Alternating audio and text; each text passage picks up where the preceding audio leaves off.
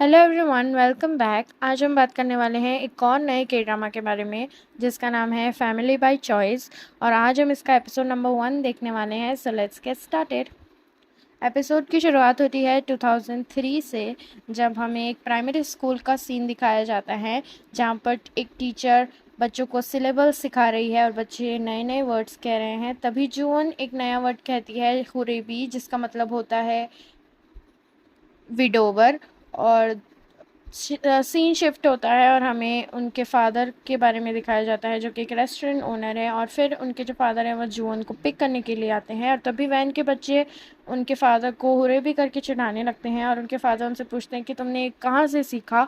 और तभी जुअन बताती है कि मुझे इन इन आंटी ने सिखाया है हुरेबी। और हुरेबी जो है वो कुछ भी कर सकता है, आपके लिए एक उपा भी ला सकता है।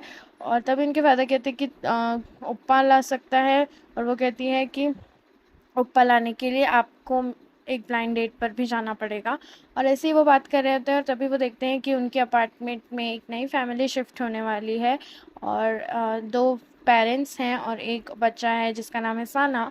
और जुवोन साना को देखकर बहुत खुश हो जाती है क्योंकि उसे हमेशा से ही एक ओप्पा चाहिए था अपने साथ खेलने के लिए। और तभी जुवोन के डैड एक जोक पास करते हैं ऐसे ही कि फैमिली ऑफ 3 जो है वो 3rd फ्लोर पर रहती है और एक फैमिली ऑफ 2 है जो कि 2nd फ्लोर पर रहती है। और ये जोक साना की मॉम को बिल्कुल पसंद नहीं आता है और वो उनके डैड से इसी को लेकर बहुत ज़्यादा झगड़ा करती है। झगड़ा इतना ज़्यादा बढ़ जाता है कि नेबर्स पुलिस को इन्फॉर्म करते हैं शोर शराबे के लिए। और पुलिस वाले जब उनके घर आते हैं तब उनको पता चलता है कि उन्हीं का सीनियर जो है वो यहाँ पर शिफ्ट हो गया है। तभी नेबर्स को पता चल जाता है कि उन्होंने ये जगह इसलिए शिफ्ट की है क्योंकि उन्होंने पिछली यहाँ अपनी बेटी को खो दिया था। साना जो है उसकी छोटी बहन को कुछ हो गया था जिसके कारण उसकी मौत हो गई। और तभी जो उनके फादर जो है वो जो उनको समझाते हैं कि तुम कभी भी साना से उसकी बहन के बारे में बात मत करना।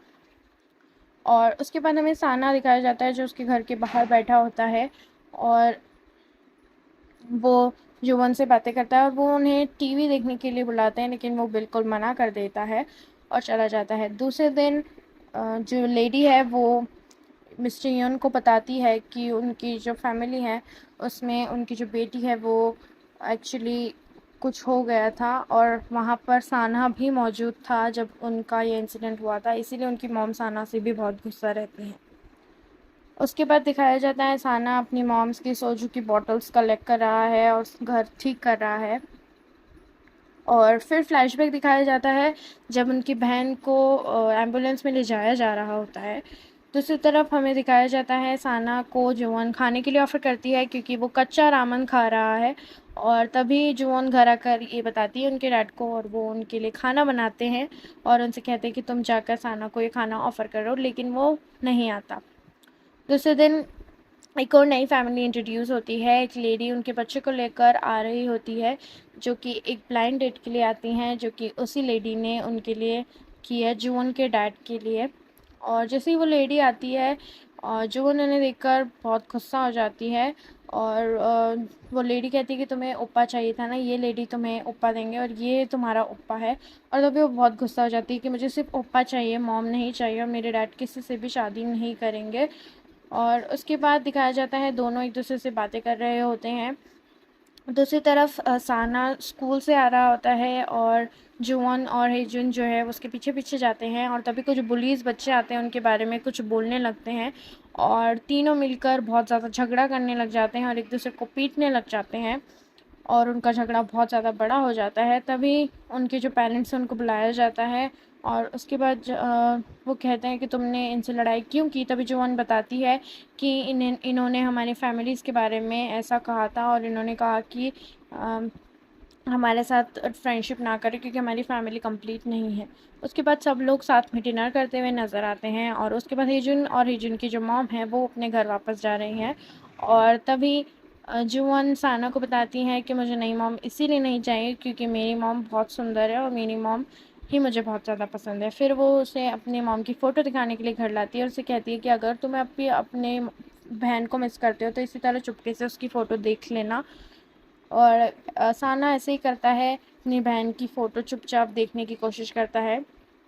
दूसरी तरफ दिखाया जाता है कि हेजुन की जो मॉम है वो हेजुन को छोड़कर कहीं जा रही हैं, क्योंकि उनकी लाइफ में कुछ प्रॉब्लम आ गई है जिसके कारण उन्हें उनसे छोड़कर जाना पड़ेगा उनकी बहन के पास।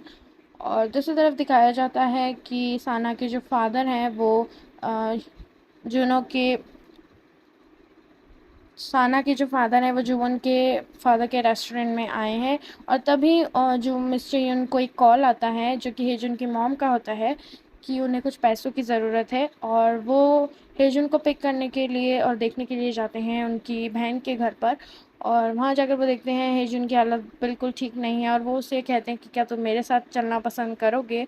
और हेजुन बहुत खुश हो जाता है और हाँ कह देता है। उसके बाद दिखाया जाता है साना की मॉम जो है उन्होंने वो फैमिली पिक्चर देख ली है, और उनके फादर आए हैं वर्क से, और आते ही देखते हैं कि उनकी मॉम कितनी ज़्यादा ड्रिंक कर कर बैठी हुई हैं, और वो बहुत ज़्यादा गुस्सा हैं, और साना के ऊपर भी वो बहुत ज़्यादा गुस्सा हैं क्योंकि उन्हें बिल्कुल पसंद नहीं है कि साना जो है वो जुवन के घर पर खाता है और बहुत हंसता खेलता है, और उन्हें इस चीज़ से बहुत दिक्कत है।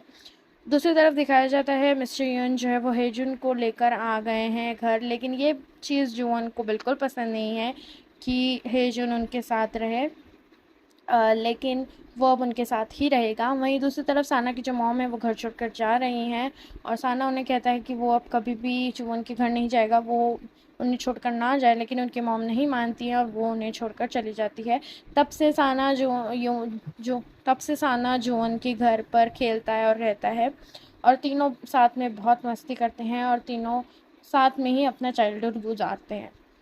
उसके बाद सीन शिफ्ट होता है जब हम 2013 में पहुंच जाते हैं, जहाँ पर तीनों लोग अब टीनेजर्स बन चुके हैं, हेजुन, साना और जुवन, और वो उनके फादर्स के साथ रहते हैं। मिस्टर युन और साना के जो फादर हैं वो सब साथ में ही रहते हैं और साथ में ब्रेकफास्ट करते हैं। तभी जुवन उन्हें फैमिली कॉन्ट्रैक्ट के बारे में बोलती है कि हम सबको हमारा सरनेम एक कर लेना चाहिए और हमें हम एक फैमिली बन जाना चाहिए।